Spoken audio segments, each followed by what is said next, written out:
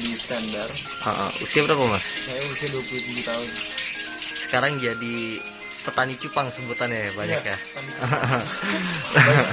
para orang di luar sana juga petani cupang. Petani cupang. Bisa diceritain gak sih mas kisah pertama mas sampai mau terjun ke dunia cupang ini? Awalnya saya itu kontraktor ya. Saya divisinya di Science Control di salah satu perusahaan BUMN di daerah Jakarta Selatan. Itu karena ada masa pandemi, jadi ada pergeseran regulasi gitulah. Saya termasuk salah satu orang yang kena dampak tersebut. Awal mula saya jadi petani cupang ini nggak sengaja, dibilang iseng juga enggak, tapi setelah saya menggeluti bidang ini, selain menghasilkan ternyata bisa jadi kehidupan juga. Gimana tuh mas waktu pertama kali kena PHK langsung beralih ke cupang gitu? Awalnya gini, awalnya saya emang suka ikan, tapi bukan di ikan cupang gitu, di ikan hias-hias yang biasa. Tapi ikan-ikan hias yang biasa itu ketika saya keluar kota atau keluar nasi makan itu gampang sekali buat mereka tuh mati. Terus saya pikir saya mau main di ikan cupang. Setelah saya main di ikan cupang, ternyata saya salah beli. Jadi saya beli indukan itu yang biasa-biasa aja. Ternyata di tahun itu cupang itu udah jauh gitu, yang model itu udah ketinggalan zaman banget. Sekarang sampai ada yang warna-warni, yang segala macam bentuk warna tuh ada. Saya belum nyampe ke situ. Akhirnya dari situlah saya mau cari tahu, dan ketika saya beli indukan yang harganya cukup lumayan, saya pikir ini sayang kalau dia sampai putus di tangan saya atau mati gitu, nggak punya generasi penerus. Akhirnya saya coba belajar dan cari edukasi di tempat-tempat lain, di sosial media, dan saya coba buat ngebreed gitu, buat ternakin dia supaya punya keturunan. Akhirnya berhasil, dan potensi daya jualnya juga alhamdulillah tinggi di ikan cupang ini. Modal pertama Awal saya beli indukan itu 7.500.000. indukan? Iya, untuk beli indukan. Yang sebelumnya yang saya belikan di kata-kata gitu cuma 15.000. Itu mahal itu saya beli ikan cupang. Buat saya coba-coba gitu, buat saya coba pelihara, bukan saya coba diternakin. Awal itu 15.000. Ternyata saya beli itu ya di kata-katain, akhirnya saya nggak mau tanggung-tanggung. Udah saya bilang sama sekalian, karena itu udah ngeluarin uangnya cukup lumayan dari hasil gaji saya sebelumnya. Saya pikir ini harus jadi potensi gitu. Akhirnya ya udah saya kembangin lagi, saya ternakin sampai dia punya keturunan. Ternaknya itu mas belajar secara otodidak atau seperti apa? Iya, jadi waktu saya beli indukan ini, saya banyak nanya lah sama petani cupang tersebut. Sedikit banyaknya saya diajarin tentang gimana caranya ngebreed ikan cupang, dan selebihnya informasi yang saya dapat dari sosial media sih, dari YouTube. Ngebreed itu bahasa lainnya menernakan ya? Iya. Membudidayakan ya? Membudidayakan. Nah mas, dari modal 7,5 juta kena PHK di tengah pandemi, menurut mas usaha cupang ini menghasilkan di pandemi? Oh jelas, usaha cupang ini menjadi bukan sekedar iseng sekarang, jadi kebutuhan yang serius gitu, karena dia menghasilkan profit ke saya itu nggak main-main gitu, sampai saya bisa buka usaha yang lainnya tuh dari ikan cupang gitu. Saya sempat punya impian pengen punya jasa pengiriman kargo gitu, skala kecil ataupun skala besar ya. Ikan cupang ini yang berhasil mewujudkan impian saya itu. Dari mana bisa mewujudkannya? Penghasilan kah atau seperti apa? Dari penghasilan, jadi dari hasil jual ikan cupang ini, selain saya buat bangun tempat dia buat ngebreed atau groomingnya, saya juga bisa punya usaha baru dari ikan cupang ini gitu. Jadi saya franchise sama salah satu jasa pengiriman swasta. Itu saya alhamdulillah sudah punya di dekat rumah situ, di Jalan Siaga Dewan Baru nomor 91. Oh, dari cupang ini mas kembangkan. Dan berapa mas penghasilannya kalau boleh tahu dari cupang ini? Kalau per hari itu kita nggak nentu ya, karena kita nggak bisa jual setiap hari.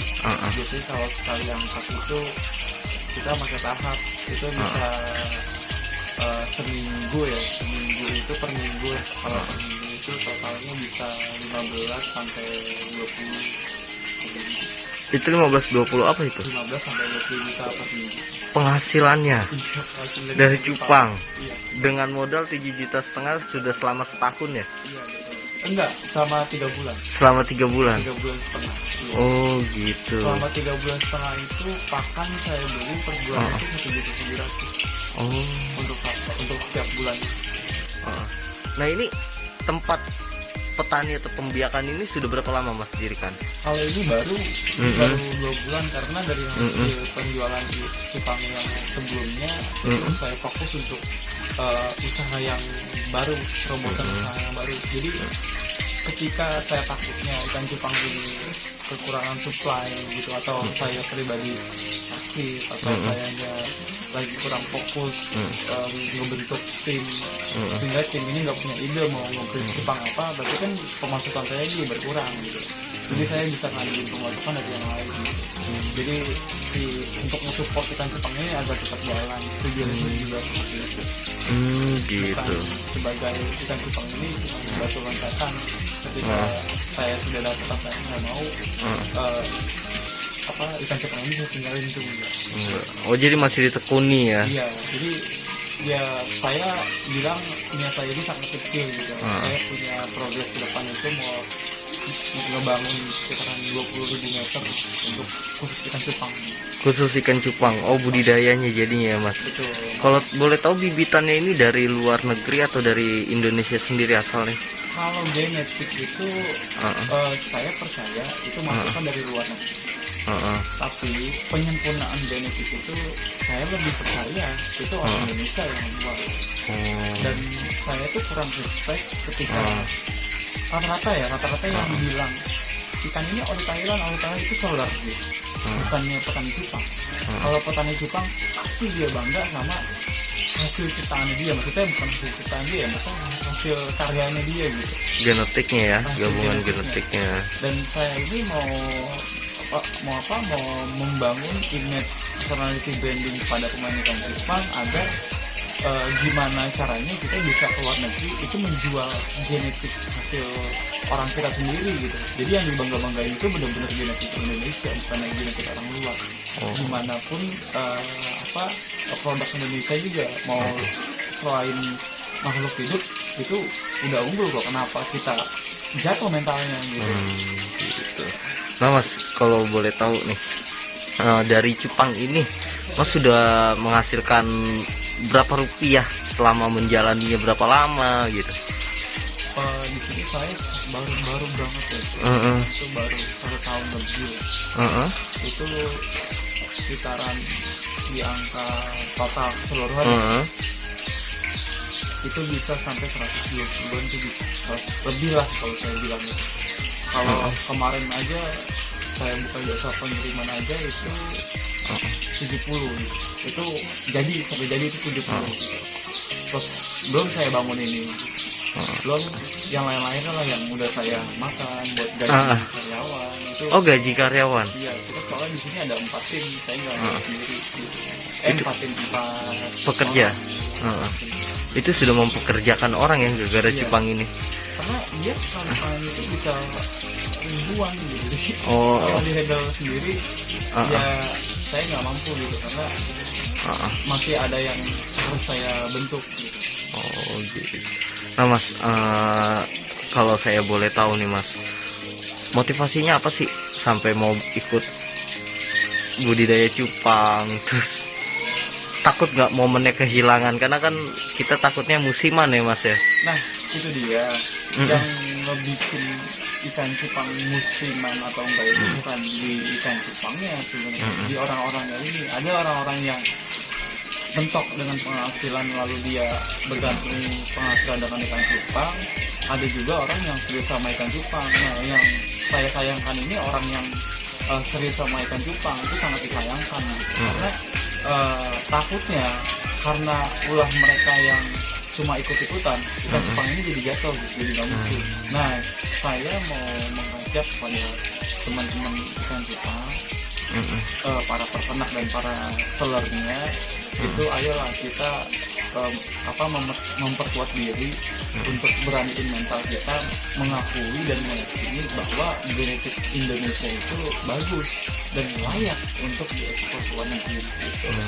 Jadi ketika orang luar negeri itu jadi ketika permintaan dalam negeri itu sudah banyak, harga jadi menurun, ayo kita buat edukasi, kita bersama-sama untuk bisa ekspor ikan cupang untuk skala besar gitu. Jadi misal di setiap titik kota besar di Indonesia punya lahan pertanian ikan cupang yang cukup mumpuni gitu untuk ekspor ke luar negeri. Ayo kita sama-sama ngebangun, sama-sama ngebentuk diri, memperkuat genetik kita ekspor agar permintaan luar negeri lebih banyak, permintaan dalam negeri lebih banyak. Banyak juga, jadi stabil gitu. Harga stabil ya. Harga stabil.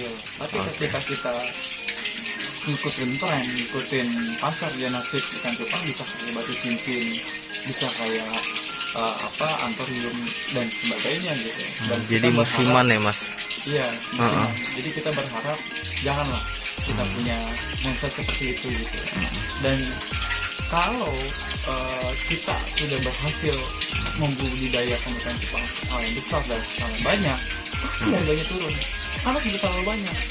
Ayo, saya karena saya ini bukan siapa-siapa dan orang biasa aja, saya di sini mau mengajak kita sharing untuk kedepannya ikan cupang agar tetap bisa jaya dan bisa ekspor ke luar negeri, agar genetik kita tuh dikenal, dan stoplah kita bangga-banggain untuk genetik Thailand atau genetik dari luar negeri, stop gitu.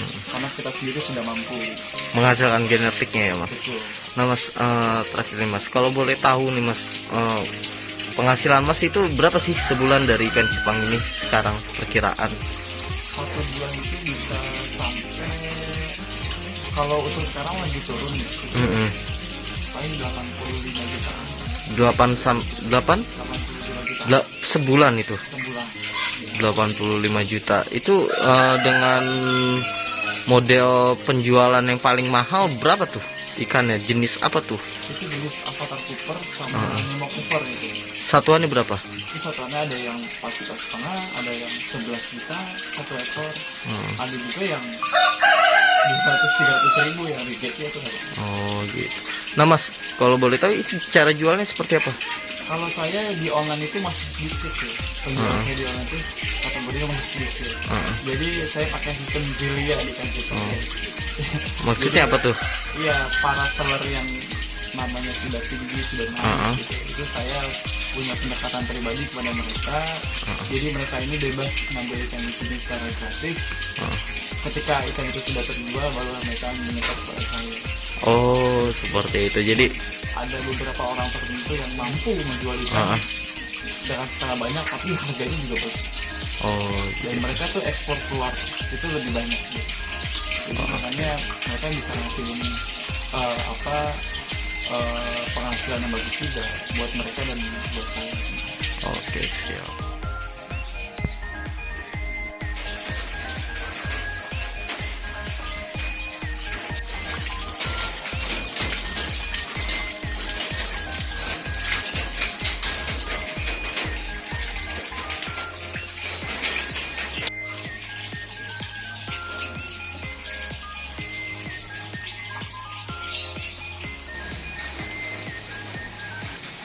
Jangan lupa subscribe ya.